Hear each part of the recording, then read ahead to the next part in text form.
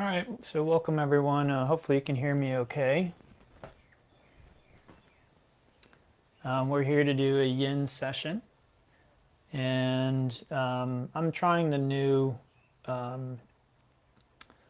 version of streaming that they're trying to implement here on Facebook. Usually when I post, it's I have to do a lot of little steps to get the live stream up because Facebook is wanting me to use this new version of it. And I always say no because I like the other one better. I can see people and I can see their comments and whatnot, but on this version, I can also invite people and I can't on this version. So anyway, we're here to do some Yin Yoga. I'm going to wait just a couple of minutes to give people time to sign in and sign on. Last week we did a flow for the hips. The week before that we did a flow for the spine. And those are the most important areas when we're doing Yin Yoga, generally speaking, physically speaking. You can approach it in a more energetic way if you like. But that was what we did in the last couple of weeks. So this week we're doing both. We're sort of combining both together.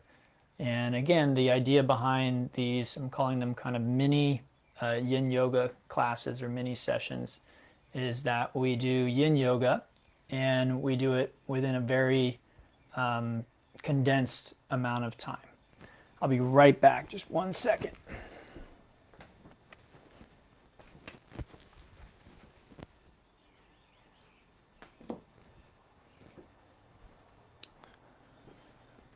All right, so Yin Yoga is a wonderful practice, as you may very well know if you're checking out this video.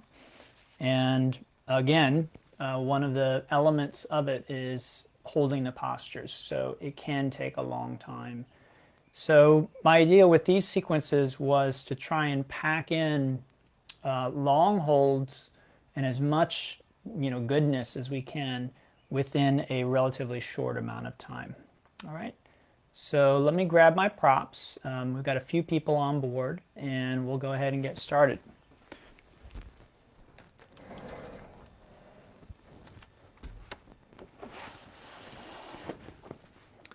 So here are the props that I recommend for today's class. We have the standard yoga bolster. A blanket is always a good idea. Couple of blocks, and you may or may not be using these things. And then finally, a yoga strap you might want for today's class in particular. Okay, all right, great. So we're going to get started with a butterfly or caterpillar pose. And the idea with this first posture is really to stretch the back. Oh no, I'm sorry. We're going to start with a caterpillar pose for today's class. I was looking at my other sequence. So we want to bring both legs out straight. And we're going to come forward and down. And if you're new to Yin, then you want to relax into it. So there's no pulling or yanking. We aren't doing that kind of thing. And what we'd like here is for the back of the spine to stretch and for the muscles under here to stretch. Now you may not feel much, and that's okay. That's part of what the time does in Yin Yoga, is if we just relax here, even though it doesn't feel super intense, over the course of a few minutes, we might find that our body is, the muscle tension there is relaxing, and we'll find that it's a very different experience after a few minutes, okay? So a few other things I want to talk about are use of the props. So one common experience for people is if you have tight hamstrings, then you might be doing this right now. Or you might feel like you have to pull yourself down. You might grab a strap. So you're doing this. Okay? That's very dangerous. I don't want you to do that. Okay? Seriously. It's not dangerous like today you're going to hurt yourself. This. Okay? A lot of times it's men. They have tension in their hamstrings. They're doing this. Okay? So this is you. I really want you to pay attention. Stop. for your own safety. Again, you can do it today and you'll be fine. What you're doing is you're setting up a habit, a bad habit. And if you continue to do that, then eventually you will develop an injury that will be difficult to recover from, or you may not even be able to recover from it. Okay? So instead, what I want you to do is you'll take maybe a blanket. I think a blanket's a good choice. You roll up your blanket like so. And there are a few ways you could do that. You don't have to do exactly what I'm doing. And then you place it underneath your legs like this. So what you want is to bend your knees. And again, you may need more than that. So you might do it like this. You might also take blocks under your knees. You want to do enough so that when you relax, you do not fall backward. You come forward instead, like this. Okay? Exactly like this, relaxed. I'm not having to pull or yank myself down. Now, the opposite can be a problem for the more flexible student, where she can flop down very easily, and maybe she's looking for a little more intensity. So sometimes sitting up on something can help. All right, and then some students are very flexible, but when they come into this pose, they begin to feel like it's too much. It's dangerous. They don't feel supported or safe. Couple things you can try. Supporting yourself with blocks. So like this, or maybe you take the legs apart a little bit like that. The other thing you can try is using the bolster. Now again, this should only come into play if it doesn't really feel safe for you, okay? So if you feel like, wow, that's really intense, I feel like my spine is being pulled apart, I feel like my hamstrings are being strained, then you add the support, okay? Otherwise, we don't really want support. It's Yin Yoga, it's not restorative yoga. So you maybe have heard me say this many, many times in the past, but it stays true. Yin and restorative are different. And this isn't necessarily, yin is a form of exercise. Okay, so yin is trying to exercise and stress the tissues in your body by definition. So the definition of yin isn't it's a relaxing form of yoga. Please understand this. It's an important point. If relaxation were the most important thing, then we would do yin in a very different way. Instead, yin is a form of exercise that stresses the joints and connective tissue in the body. It stretches the muscles in the body. Okay, that's almost the definition of it. And one way we could define it. So let's get away from this idea that, oh, I'm supposed to be comfortable, this is supposed to be relaxing, this is supposed to be an easy form of yoga. None of those things are true from a definition. You might like yin that way, but that is not what makes yin yoga. And if you've been to my class, you know that.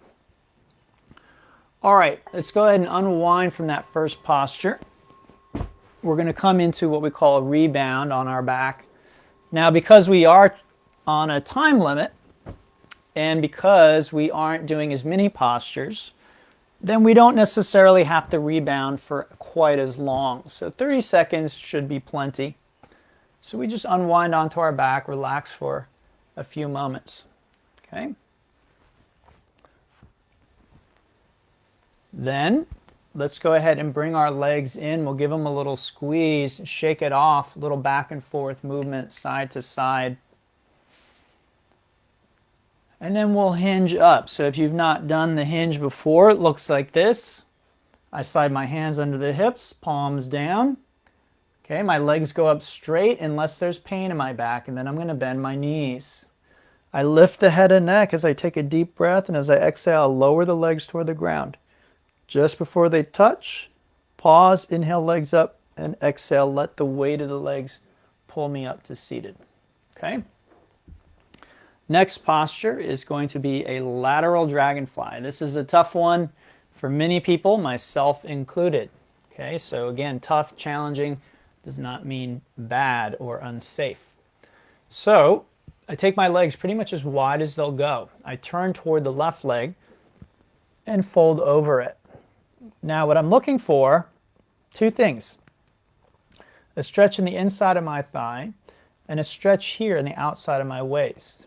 Okay, so I just come forward and down like this. If I feel that, great. I don't need to do anything else. If I don't, I begin to stack or to roll my right shoulder over my left shoulder like this. Okay? Now again, you look at my pose, it's not very pretty. There aren't a lot of straight lines and things aren't stacking up. That's not important. What's important, I feel the stretch in the inside of my thigh and the outside of my waist. This is another place where props can come in very helpful. So if I'm inflexible, then I can use a strap not to pull, okay, not to pull or to yank, just to hold myself in position, okay, and again I can do it like this if necessary. But very often you'll find that if you're using a strap, you don't need to stack the shoulders. Just coming forward with the strap like that, holding yourself in place is enough. Again, sitting on something can be helpful, and students do sometimes use the props in various ways to help support them. So I've seen things like this where someone will use the block to support their elbow or shoulder, something like that, or even the head. Okay, so don't be afraid to get creative with your prop use and use them as necessary to help you in your posture. Otherwise, we've got, well, a little more than 3 minutes left here. And again, the power of yin practice comes from holding the postures. And this is why the time element in yin is, you might say, the one non-negotiable. There might be others as well, but I know that that is one of them. And so, you know, if I'm doing something like this, right? And I'm like, oh yeah, this is dynamic yin yoga, or I say something like that. Does not compute. Does not make any sense. Okay, if we look at Paul, my teacher Paul Grilly's initial definition of yin, and he is the first person to publish anything with those two words together, yin and yoga. He basically created the style. Now, of course, he had teachers. He took things from other people. He combined different things. I'm not saying that he, you know, out of nowhere came up with this. He definitely had his influences. But he was the one to put those words, yin and yoga, together. He was the one to popularize the style. Okay, so basically, again, if we look at his definition of the style, holding postures for a long time in a relaxed way, that's what we want to try and do. We want to get as close to that as we can, because then we are really doing a yin practice. Now, if you've ever taken my class, you know there's an exception to every rule. So there may be times where we have to make more effort, like now. If I'm in this posture, I might have to make more effort than I would if I were doing this, for instance. The reason we're doing this is, again, today we are combining hips and spine. We are trying to stretch the inside of this thigh while also working our spine. So we're bringing our spine to what's called lateral flexion, and then we're stretching what are called the adductors or groin muscles in the inside of our left thigh.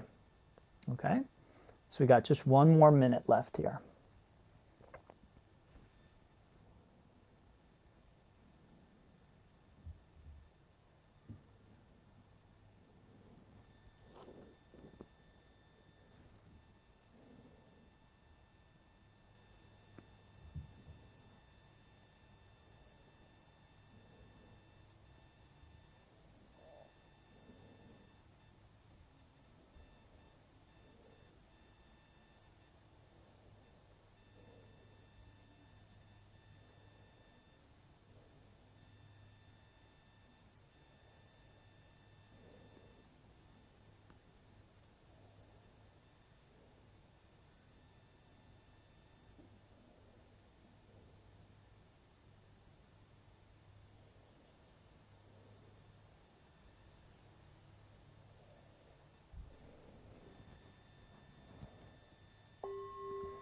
All right, let's make our way to the other side, okay? So again, this might be enough. I may have to stack those shoulders. I may want to use a strap. It's all up to you. The two things we always need to check, and hopefully you already know this, stretch on the inside of the thigh and the stretch in the waist, that's one thing. Even though there are two areas, it's one thing. The other thing that we need to be sure is that this is safe, that we feel that what we are doing is safe, okay? So we come into that pose, we find that stretch, and then again, it is about patience, it is about surrender, it is about just letting go for a few minutes. And I don't mean letting go like coming out of the posture, right? This is a very common idea. You see, surrender isn't doing what's easy. In fact, surrender can be very challenging, very hard, especially in our culture where surrender has sort of a negative connotation to it, right? It's seen as defeat. But in spirituality, surrender is one of the most important principles, one of the most important things that we can learn. One of the most powerful things that we can learn is surrender. So I'm not saying there isn't a place for willfulness in spirituality. Don't misunderstand me. Because in order to hold this, I need a certain amount of will, right? If I'm not willing to hold the posture, then, I'm not going to hold it. I'm going to fall out of it. I need to make a decision. I need to decide I'm going to hold, I'm going to stay with it. But the other aspect of that is the surrendering to the intensity of it, right? So I'm holding this position and maybe it gets really intense. I start to get really uncomfortable and I want to come out of it. But I don't. I surrender to the intensity of the experience. Again, I use my will to surrender. So it might sound contradictory. It might not be obvious on the surface that surrender and will go together. But on a spiritual path, they do. It's almost like they're two wings. We have one wing that is our surrender. The other is our will, our willfulness to surrender, right? All right, we've got just about 2 minutes left here. Now, if anything comes up for you, I want you to leave me a comment, and I will try and address anything that comes up, any questions that come up in the comments, okay? Otherwise, we're going to be here for a little less than 2 minutes.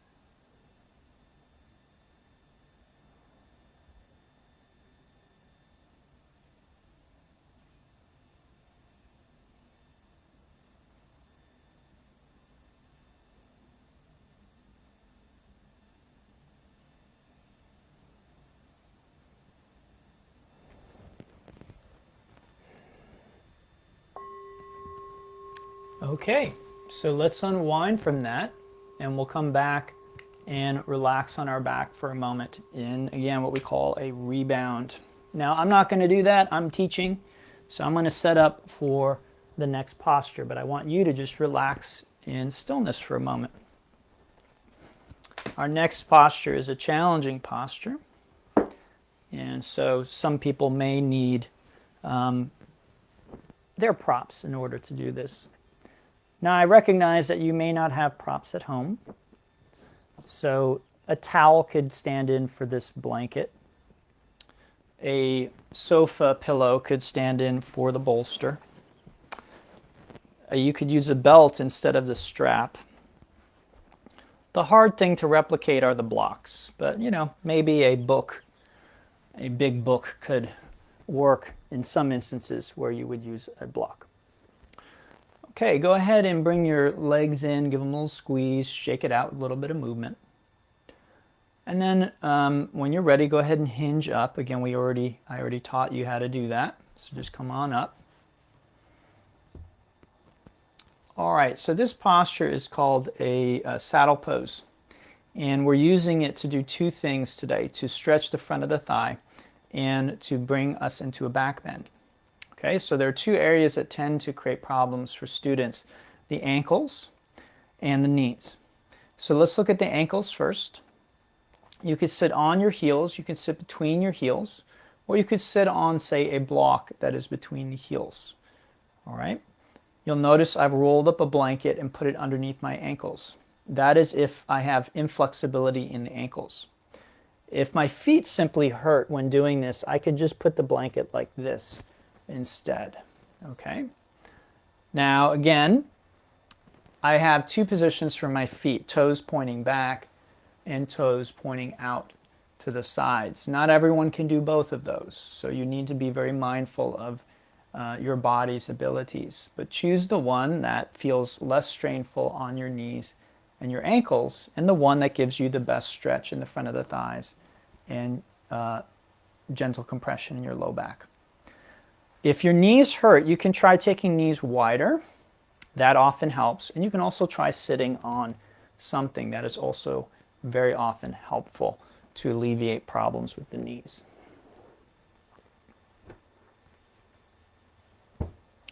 Okay, so once you're comfortable with your knee and ankle position, you want to see if you feel a stretch in the front of your thighs, how intense that is. Okay, if it's really intense, you're just going to stay here, and this is going to be a quad stretch. Okay, again, the knees and the ankles are happy. They're within the range of what is safe for us. And we're just staying here and we're stretching the front of our thighs. It's a quad stretch. If I'm okay with that, then I can begin to lower back to the hands, the elbows, or you'll notice that I've propped myself up here. Okay, so this is, again, only if necessary, because if I come back further, I'm either going to feel like my knees are going to pop out, or I'm going to hurt my back in some way. Okay, so I like to call this the yoga lazy boy, the yoga recliner. Okay, and again, we use it in yin only when it's really necessary. Now, if I feel like I can go further back, there are a few things you can do. Get rid of this block. Now you come back here. It's definitely deeper. I'm feeling it more in my back, which is a good thing. I want a little bit of compression in my back, okay? That's what's going to help make the back strong and heal the back. Or I could potentially come all the way back onto my back, okay, like that.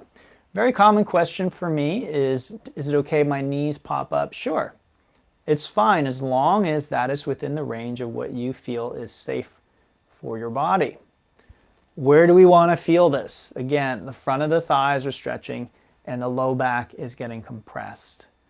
All right? Sometimes when you hear yoga teachers talk, it sounds like back compression is the worst thing that you could ever do in your life. It is not.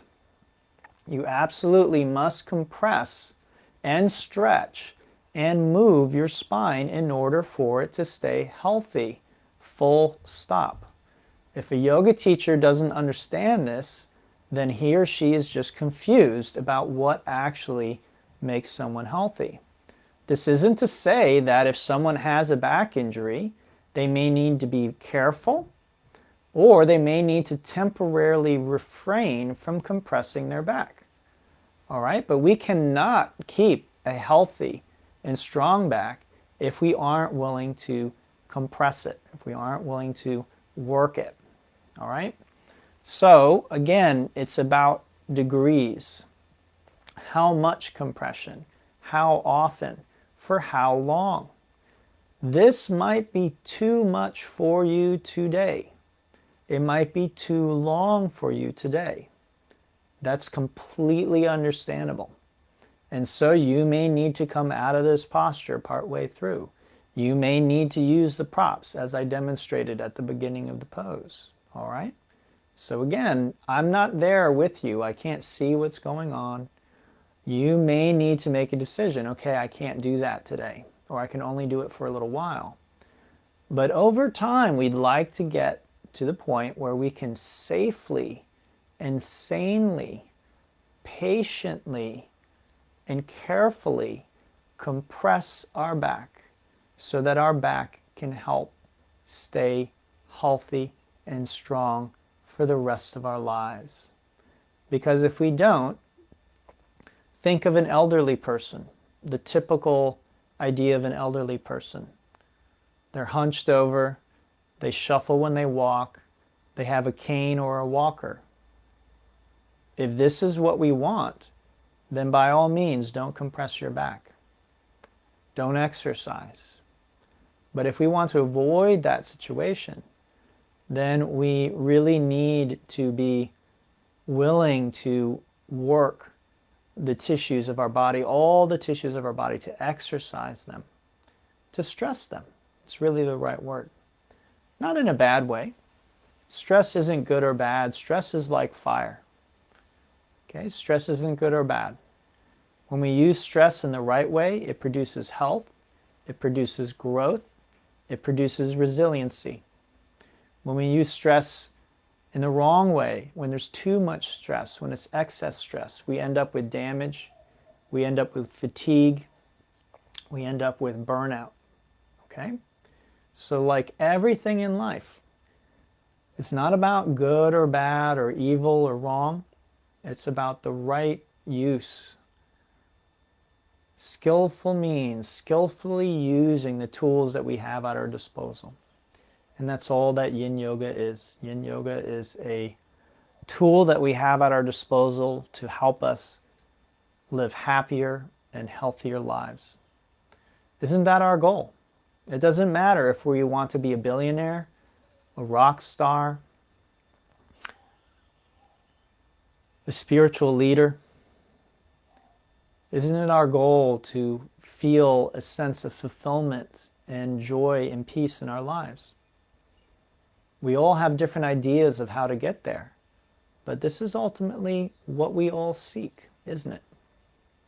Okay, there are a few ways out of this posture. One is simply to roll to one side. Another is to press yourself up, right, using your hands, your arms. And the final way is just simply to release your legs, which is what I'm going to do. And so we relax back and we feel the rebound, okay? Again, just a little bit of sensation wherever we're feeling it. I'm feeling it mostly in my thighs and knees, which is interesting, isn't it? Because while I was doing the posture, I felt it mostly in my back. And again, if you've taken my class before, you've heard me say this, that very often the rebound is different than what we were feeling while doing the posture. So while doing the posture, I felt my back. During the rebound, I feel my legs. We don't notice these things unless we rebound. If we counter stretch immediately, we'll miss it. All right, let's bring our legs in. Give them a little squeeze and shake it off, a little bit of movement. I'm going to clean up the props a little bit, but you continue with your counter stretch. And now, our final set will be a spinal twist and a stretch for the glutes. Okay? So it's an unusual twist. It's not the one that we commonly do. And very important when doing this is first to check and make sure that you know your left and your right. Okay? So what we'll do is we'll take our, it's going to be our left knee, and we'll take that over the right knee. Now you can lock the ankles if you like, but you don't have to.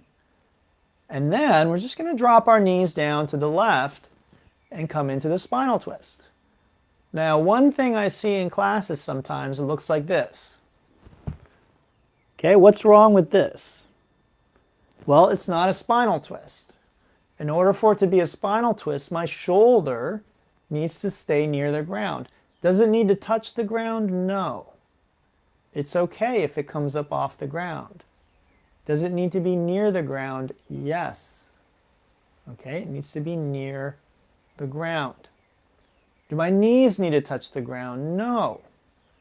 Okay, what's happening here is the weight of my legs is pulling my right hip over my left hip. Okay, I keep my shoulders basically on the ground. I look away from my knees. Okay, really you could look in any direction. And there's a few things you want to be aware of. Again, safety is always first. So if I feel like this is somehow compromising my safety, then I need to come out of it. And again, you can leave me a question in the chat. The other thing is I want to stress parts of my body. So I want to feel a stress here today. Okay, so I can play around with the position of my knees. Very often that is helpful.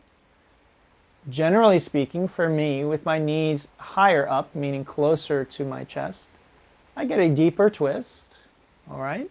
But I get less glute stretch. With my knees lower, I get more in the waist and the glute, all right? Get more of a sense of stretch, less twist. Again, I can use props, so if my knees are in the air and I don't like that, I could put a prop here, but I'll tell you my personal experience. The minute I did that, I lost the stretch here completely. Now I'm more relaxed or I'm more comfortable, but I don't feel a stretch. So again, this is a very important point. It might feel like I'm belaboring this point, but I'm making it because it's very important for us to get the most out of our yin practice. The power of yin is not that we feel relaxed while doing it.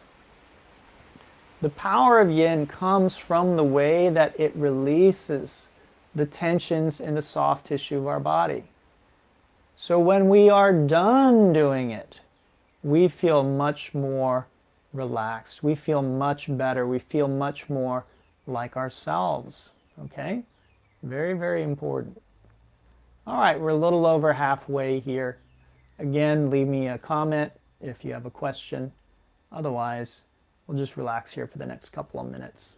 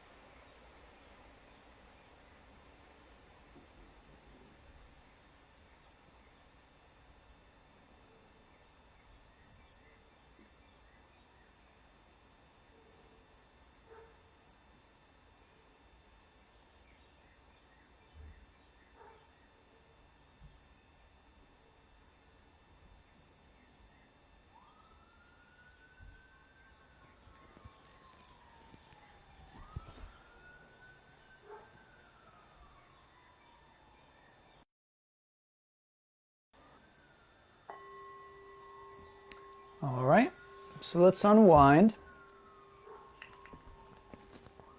And we'll do the other side. So this is called TTR, Twisted Twisted Roots. I come back through center, and this time I'm going to take my right knee over the left. Make sure you know your right and your left. Otherwise you get really mixed up with this posture. Okay, and then we're dropping the knees down to the right. So it's awkward. If it doesn't feel awkward, you may not be doing it right. You might have mixed up your legs.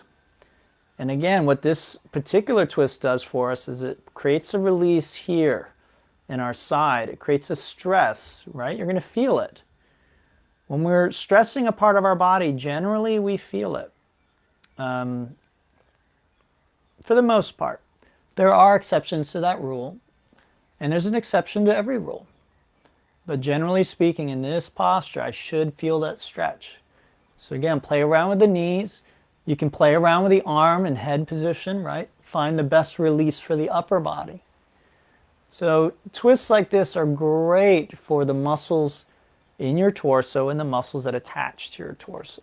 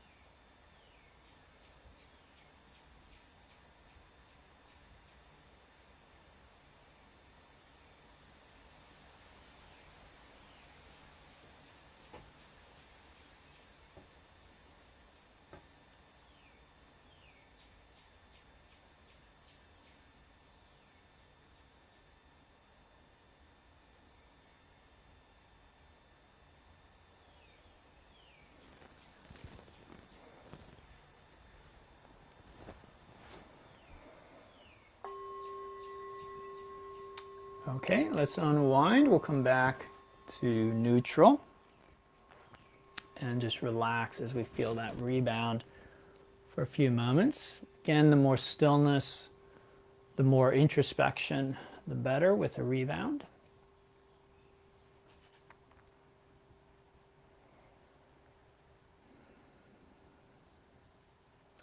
And then you can bring your legs in and move around a little bit, shake off the lingering discomfort. All right, what I recommend is that you take the next 5 minutes or so to relax in Shavasana if you have time for that. If you have more time, maybe take longer. I like to come into Shavasana and just drift off. It's not exactly sleep, it's kind of a deep state of relaxation. And then I will come back at a certain point. I don't know exactly when that is because I don't set a timer when I'm doing this. But at a certain time, as long as you're on your back, as long as you're not in bed, you don't want to get in bed because then you'll fall asleep. It's not exactly a nap. It's sort of a version of Yoga Nidra. You relax on your back in Shavasana, and you'll, if you're relaxed enough, if you're not, you're just going to sit there and think the whole time. But if you're relaxed enough, you sort of drift off, and then you come back. And when you come back, that means you're ready to get on with your day. You're ready. You've sort of recovered from the practice. Okay, so that's what I recommend for you. All right, well, thank you for joining me. That's going to be it for today. Again, as usual, I'll post this up on my Patreon page. If you enjoyed this, you want to do more classes with me, I'm posting everything on there. It's all donation based right now, so I want to support those who can't afford yoga right now, and the only way I can do that is that people who have jobs and have money are supporting me. So I can make the classes free if people continue to help donate and support me. So if you are in that camp, you enjoy this, you enjoy some of the other offerings I'm having, any little bit is appreciated. All right? So thanks. I'll be back tomorrow with the Yoga Nidra at noon. And so I hope you'll join me for that. Yoga Nidra is called sleep meditation. It's a nice, very powerful yoga practice. So if you've never done that, come check it out, even if it's just for a few minutes. But we'll probably go for 20 to 40 minutes tomorrow if I had to guess. All right? So let me know if there are any questions. Reach out at any time and let me know how I can support you as a teacher, as a yoga teacher during this time. All right, everyone. Namaste. Thank you so much.